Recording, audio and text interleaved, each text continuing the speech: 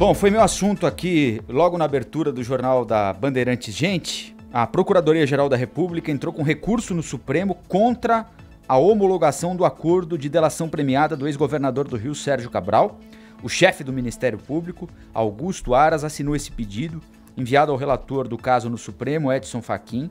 O acordo foi fechado pela Polícia Federal, homologado na semana passada, mesmo com parecer contrário do Ministério Público Federal. Cabe agora ao ministro Fachin decidir se desfaz a própria decisão e esquece o acordo feito com Sérgio Cabral. Por que o Ministério Público Federal não quer esse acordo de delação premiada com o Sérgio Cabral? Porque suspeita que Cabral, preso desde 2016, nós estamos começando 2020, então 4 anos depois de investigações, ainda omite valores recebidos de forma ilícita no esquema investigado.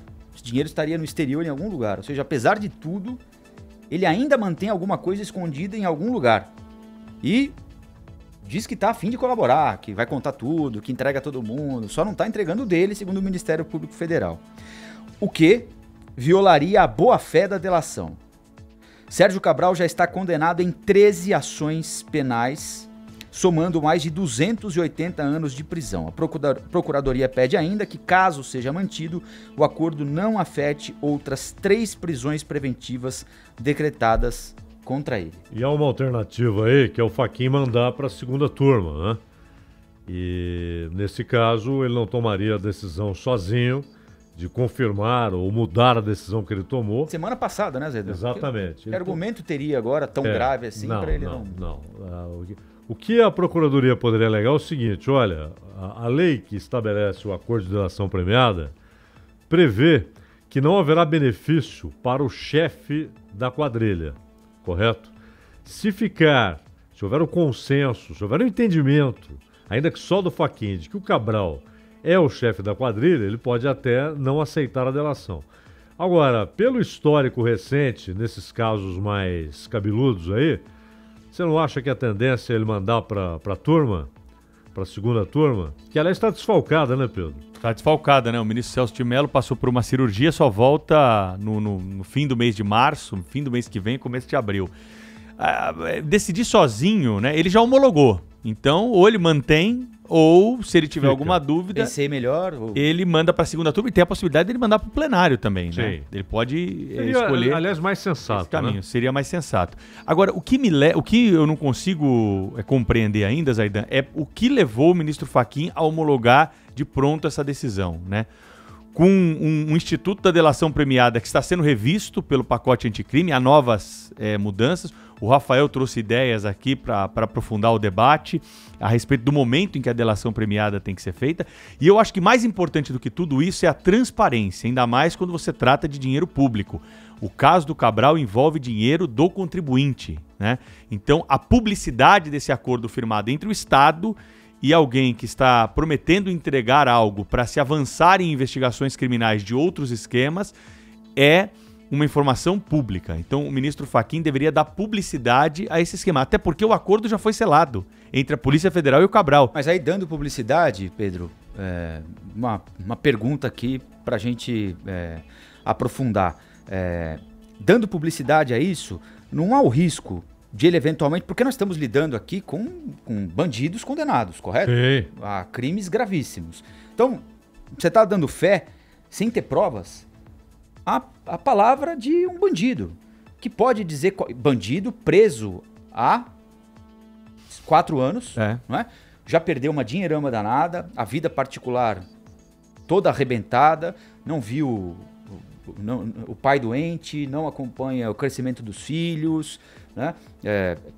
Perdeu dinheiro que não era dele, mas enfim, a vida particular foi toda embora. Preso numa cadeia há 4 anos. Você vai dar fé à palavra desse sujeito aqui, que para sair dessa situação em que ele está, é capaz de entregar, como fez o Sérgio Cabral, a própria mãe dos filhos? Agora, o que será que se tenha nenhum elemento de que isso é verdadeiro? O que ele está te oferecendo é o seguinte, olha, eu, Sérgio Cabral, não sou o chefe desse esquema. Eu tenho informações. Eu tenho um chefe. Tem um chefe acima de mim. Exatamente, eu tenho informações. Agora o que convenceu a Polícia Federal a aceitar a delação? Ainda. Ninguém sabe, é sigiloso. É por isso que eu estou dizendo que a publicidade poderia nos desvendar se nós temos um acordo factível, um acordo justo, né, entre a Polícia Federal, porque a Polícia Federal já conversou com o Sérgio Cabral. Então, mas aí você pega a palavra de um bandido que envolve uma série de outras pessoas que podem ser culpadas ou não, mas na hora, você concorda que na hora em que o Sérgio Cabral, sendo quem é e onde está, disser o seguinte: eu repassei dinheiro pro Pedro Campos, acabou a sua vida. Sendo você culpado ou não. Sim, mas isso foi homologado. Isso foi homologado. Se o ministro Fachin não tivesse homologado, eu concordo com você de manter em sigilo os termos. Mas a partir do momento que o ministro do Supremo homologou esse acordo deveria ser público. Até pra gente fazer um juízo de valor. Porque nós estamos discutindo aqui sem saber o que tem dentro dessa delação. Houve um momento em que o Ministério Público dizia que a Polícia Federal não poderia fazer esse tipo de acordo. Isso chegou ao Supremo, né? E houve a liberação para que a polícia faça. E entendimentos diferentes, o que mostra subjetividade nos critérios. Nós temos dois casos clássicos. Marcos Valério, correto? Sim. Em que a polícia topou fazer o acordo porque entendeu que ele tinha informações relevantes, o Ministério Público em Minas Gerais não. E o outro caso, e o Eduardo Cunha. E o Palocci também. E o Eduardo Cunha, que eles falam, não, tudo que ele está dizendo aí nós já sabemos. Ele demorou demais para fazer o acordo. Porém, o Palocci também, né? O Palocci no primeiro momento não queriam aceitar a delação. Exatamente, o Palocci também. E no caso do Eduardo Cunha, foi uma coisa esquisita, porque ficou a discussão se ele demorou demais para querer fazer o acordo ou se toda vez que ele tentou as portas estavam fechadas, se não queriam ouvir o Eduardo Cunha. Agora, toda lei, ela tem, o Pedro sabe disso muito melhor que eu, o seu espírito, né? Aquilo que a move, o seu mote. E a delação, isso que o Rafael acabou de falar, geralmente, e o Zé Paulo falou assim, entregar ao chefe. Por quê? Porque esse é o mote. Você ouviu o cara, pro cara falar, tudo bem, eu confesso, porém, eu quero dizer para vocês que tem um cara acima de mim que comandou esse negócio. Correto? Porque o que ele falou até agora foi do pezão. Além desse negócio desesperado, desesperador e lamentável de falar da esposa, né? Agora, em relação ao pezão, ele abriu o bico, né? Então, mas olha, ali não tinha muita novidade também, porque o Pezão era o secretário de confiança dele. Já tinha sido tem investigação, já foi preso. Já tinha sido, exatamente, o Pedro tá lembrando que ele foi preso no dia 1º de dezembro. Dentro do Palácio do Guanabara. Dentro do Palácio do Guanabara e já é alvo de outras delações. E numa hierarquia, se a gente fosse imaginar aquilo que os filmes americanos fazem, né, quando eles vão colocando ali os integrantes da quadrilha, o Sérgio Cabral é o cabeça dessa quadrilha. Tá lá no centro, lá em cima. O que poderia ser realmente impactante seria o Cabral dizer o seguinte: olha, isso não começou no Rio de Janeiro, nós, na verdade, adotamos um esquema que nos foi proposto, que nos foi imposto, e o tempo todo eu servi às ideias e aos interesses desse ou daquele. Se ele não tem isso para falar, porque o benefício é uma coisa muito séria, porque os crimes são muito pesados. Para você beneficiar alguém com crimes tão pesados, tem que ser uma coisa muito forte. Por isso é que eu acho que deve ser questionada também a do Antônio Palocci. O Palocci ficou na cadeia, foi provado que ele roubou dinheiro, e ele saiu com histórias, né, muito convincentes, mas assim, do ponto de vista prático, até agora, ele não ofereceu nada ao país que justifique o perdão que ele recebeu. O Palocci tá na rua. O Palocci tá solto. Aliás, a lei mudou por causa do Palocci, né? No Palocci não pode mais ter uma delação como a do Palocci. Você só pode delatar a respeito daquele crime que você está sendo investigado. O que eu não, é uma mudança o que eu não acho do legal. Pacote anticrime. A mudança pode esse artigo da lei pode ser um sinônimo de artigo Palocci, porque foi justamente a delação do Palocci que mudou a discussão no Congresso. Quantas vezes uma investigação de um caso leva à descoberta de outros casos? Então, fechar as portas, não, você só pode falar sobre isso. Você só pode falar sobre esse roubo. Não, mas é o seguinte, eu sei de um assassinato aí no meio do caminho, tá certo? Não. Você tá aqui para delatar só sobre esse caso aqui. Eu acho essa limitação ruim. De tema eu também acho. Agora, de tempo.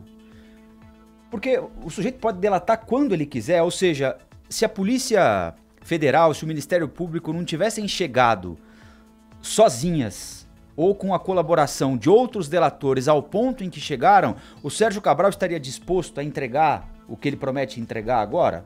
Não. Então, me parece que precisa existir um limite, né? Porque o sujeito só quer entregar a hora em que ele se vê sem saída. E depois de 5 anos na cadeia, o Sérgio Cabral quer oferecer que tipo de novidade? Né? E outra coisa, ele está driblando a justiça há 5 anos.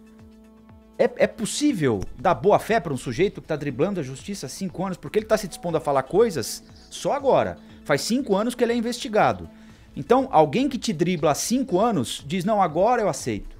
Agora tudo bem. Aliás, fatos que ele passou 3 anos negando. Né? E depois ele começou a soltar os borbotões. Olha, dentro do assunto aí, o STJ confirmou a condenação do ex-governador mineiro, ex-senador Eduardo Azeredo. Só que diminuiu a pena, né? De 20 para 15 anos. Mas ele está em liberdade também, o Eduardo Azeredo. Foi beneficiado pela decisão do trânsito em julgado também, né? Isso. Aliás, hoje, né, só para pontuar aqui, a gente já está encerrando essa discussão aí, hoje a Câmara volta a discutir a questão da prisão em segunda instância, né? Os projetos que estão em andamento no Congresso Nacional, com a presença do ministro da Justiça e Segurança Pública, o Sérgio Moro, deve ir à Câmara defender a prisão após segunda instância. Nós ouvimos aqui recentemente no Bastidores do Poder o líder do governo na casa e ele nos disse, o Major Vitor Hugo, que é uma prioridade do governo, essa questão da prisão em segunda instância. Tem um projeto na Câmara agora e tem um no Senado. É o único lugar que você pode mudar isso é o Congresso. O Supremo não vai voltar ao o assunto. Supremo não vai voltar, não é? Muita gente fala, não, mudando a composição depois da aposentadoria do Celso de Mello. Não, já era. Só se o Congresso fizer uma PEC, né? Tem a PEC, está no Senado, e tem a mudança infraconstitucional que não é... É até defendida pelo Maia. Pelo Exatamente.